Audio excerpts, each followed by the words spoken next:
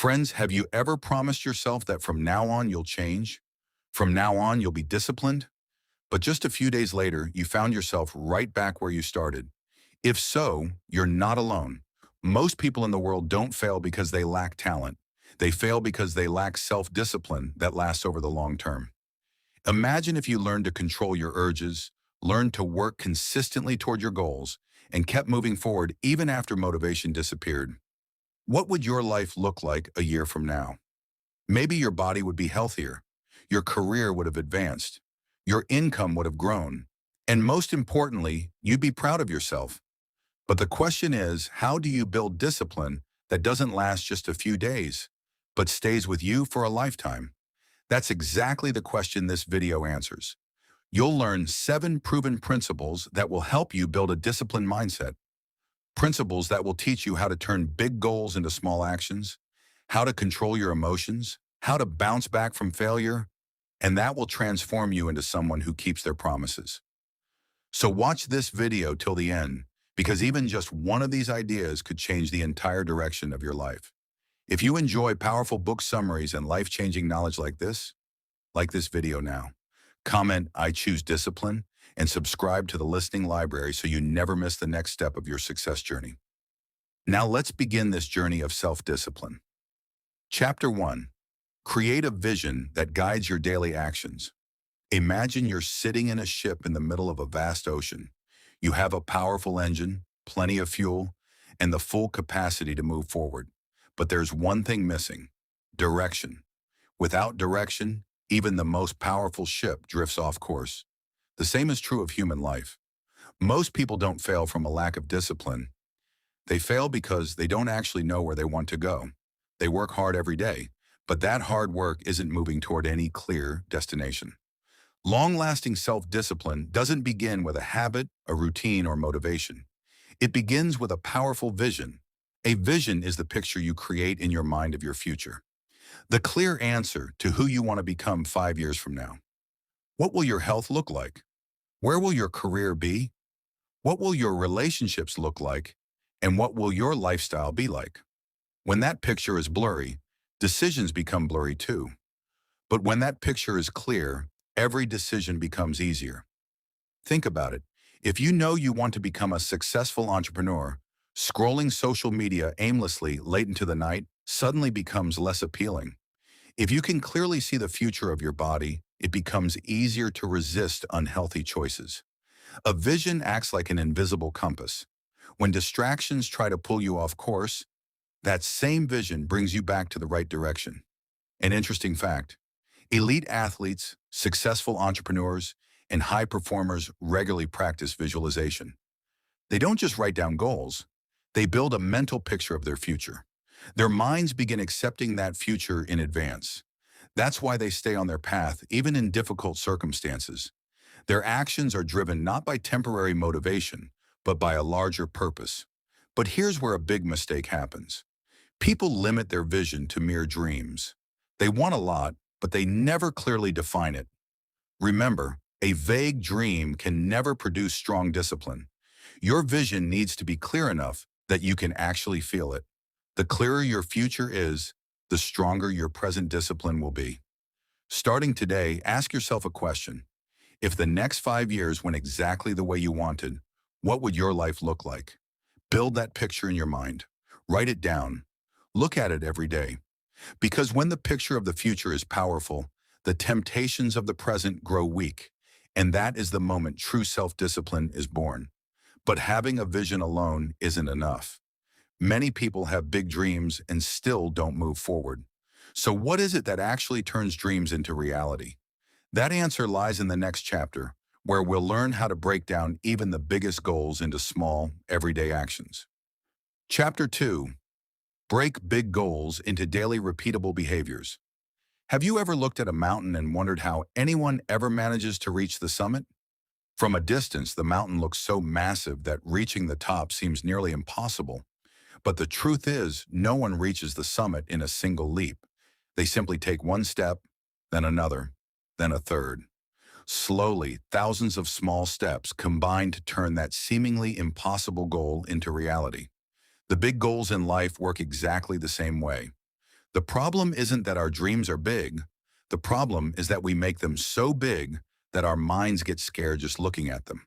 That's why so many people make big New Year's resolutions and give up within just a few weeks. They say they want to lose 20 kilos, become a millionaire, learn a new skill, or start their own business. But their mind gets overwhelmed looking at these massive goals. It doesn't know where to start. And when the starting point isn't clear, procrastination is born. The real secret to self-discipline lies not in goals, but in behaviors. Successful people don't focus on their goal. They focus on the daily actions that lead them to that goal. If your goal is to write a book, your daily behavior might simply be writing 500 words. If your goal is to get fit, your behavior might simply be a 20-minute walk.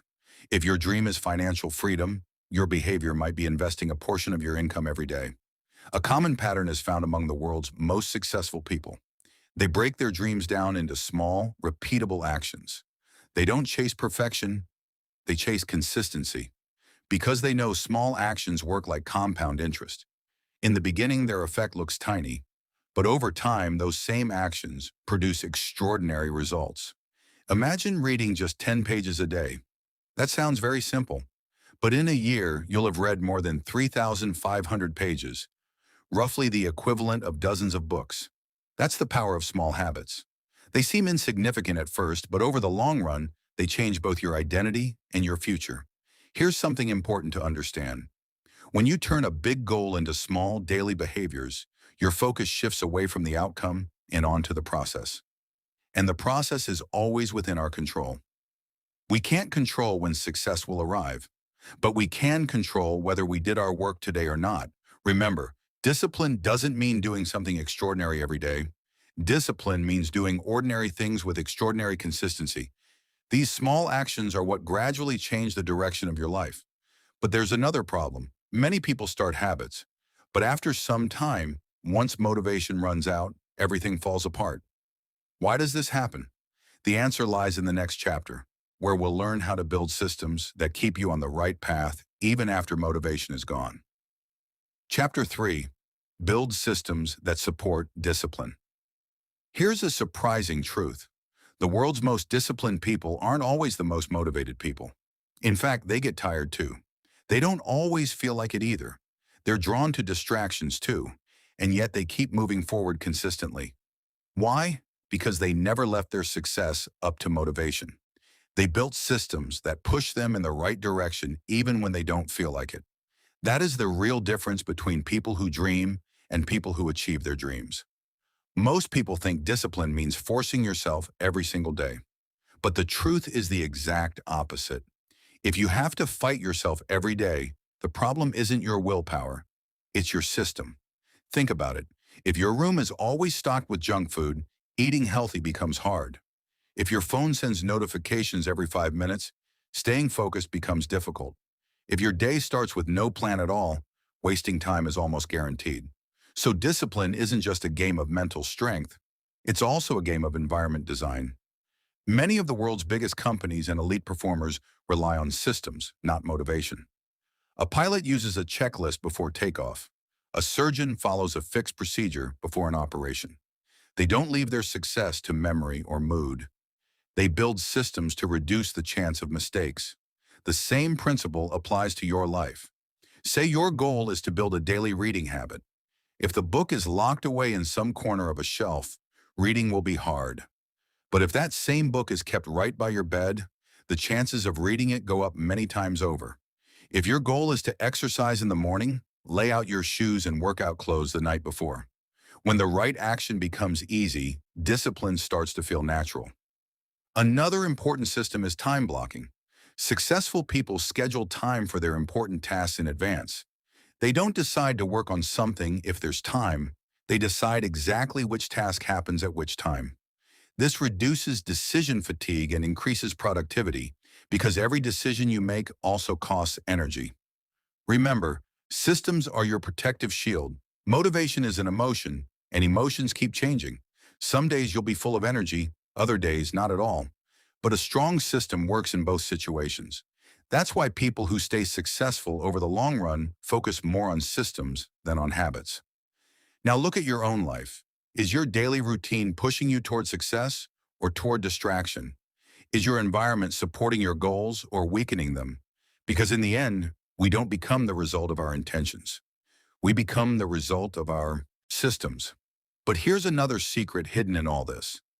Even the strongest systems aren't effective unless you follow them consistently.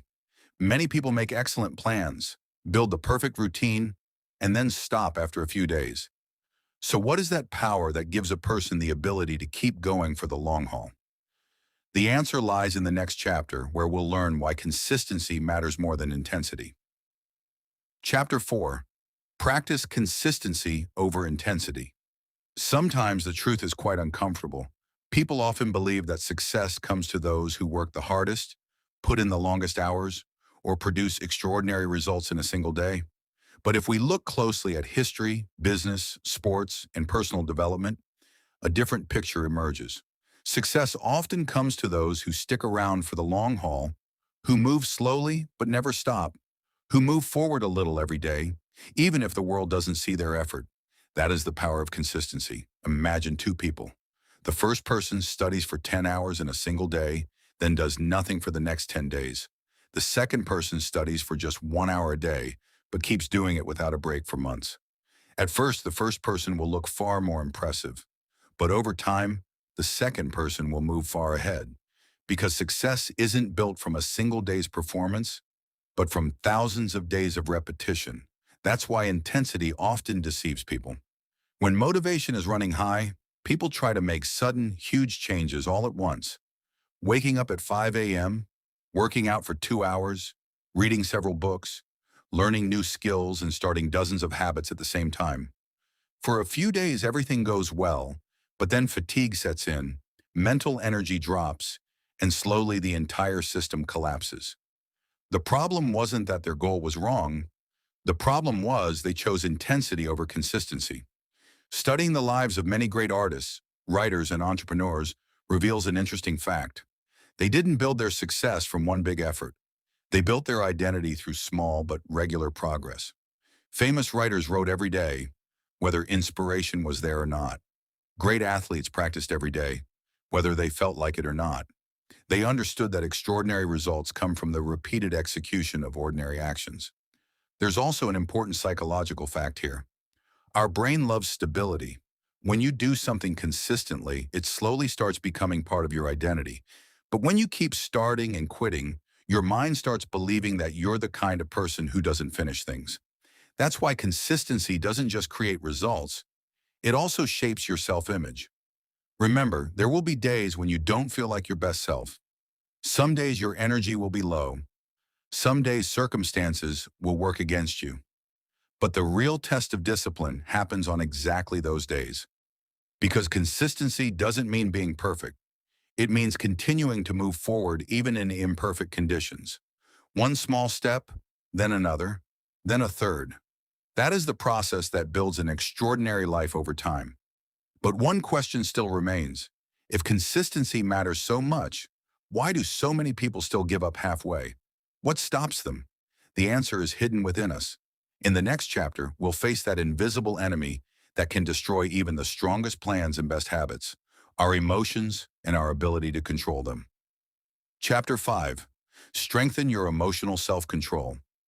Just imagine, you've done all the preparation. Your vision is clear, your habits are set, your system is ready, and you're making steady progress. And then, one day something happens that shakes up all your plans.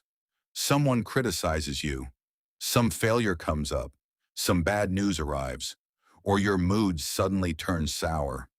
And in that very moment, you start doing exactly the things you had promised to give up. This is the moment where most people give up. They don't fail because of their goal. They fail because of their emotions. Many people believe discipline is only about action. But the truth is that discipline's biggest battle happens inside us. When the mind is sad, we don't feel like working. When stress rises, we run toward easy comforts. When fear shows up, we start procrastinating. And when success comes, we often become overconfident and make poor decisions. In other words, our emotions often control our decisions. And if we can't control them, they can change our entire direction. The world's best athletes, entrepreneurs, and leaders share a particular habit. They don't try to suppress their emotions. They learn to understand them. They know that every emotion is temporary. Anger doesn't last forever. Fear doesn't last forever. Sadness doesn't last forever. But a wrong decision made under the influence of that emotion can have long-lasting consequences. That's why they pause before reacting. They observe their emotions rather than being controlled by them. An interesting fact, according to neuroscience, when we're in an intense emotional state, the rational thinking part of our brain becomes less active. That's why people say things in anger that they later regret, or let fear make them pass up opportunities that could have changed their life. So emotional self-control isn't some soft skill. It's one of the most important skills for success. Imagine you don't feel like working today. An ordinary person would say, "I'm not in the mood, so I won't do it."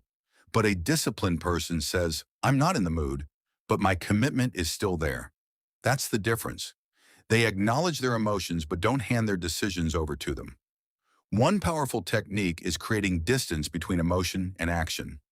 Whenever a negative emotion arises, instead of reacting immediately, ask yourself, is this emotion helping me make the right decision for my future? Just this one question can prevent many wrong decisions, because in that moment, you step out of the emotion and into a state of awareness. Remember, life's hardest battles aren't external, they're internal. And a person who learns to handle the storms of their own mind cannot easily be broken by outside circumstances. But there's still one more challenge left. No matter how strong your emotional control becomes, setbacks will still come in life. Mistakes will happen, plans will fall apart. And then the question becomes, will you be able to get back up after falling? In the next chapter, we'll learn how to turn setbacks into strength, and why, many times, failure is actually the beginning of the biggest future victory. Chapter 6. Learn from your setbacks instead of quitting. Imagine you've set out on a long journey. After months of hard work, you're now quite close to your goal. But suddenly, a big wall appears in your path. You crash into it, you fall, you get hurt. In that moment, you have two choices. The first is to conclude that this journey wasn't meant for you and turn back. The second is to understand that this wall isn't blocking your destination. It's here to teach you something. Unfortunately, most people choose the first path. They see failure as the end. Successful people, meanwhile, see it as a sign. One of life's biggest misconceptions is that disciplined people never fail. The truth is exactly the opposite. They fall too. They make mistakes too. They lose many times too. The only difference is they don't let failure become their identity. They use it as feedback. They ask, "What did I do wrong?" instead of, "Why does this always happen to me?" This mindset is what sets them apart from everyone else. Look at history. Many of the world's great inventions, companies, and achievements were born after a long chain of failures. It's well known that Thomas Edison went through thousands of failed attempts before inventing the light bulb. When asked whether so many failures discouraged him, his perspective was different.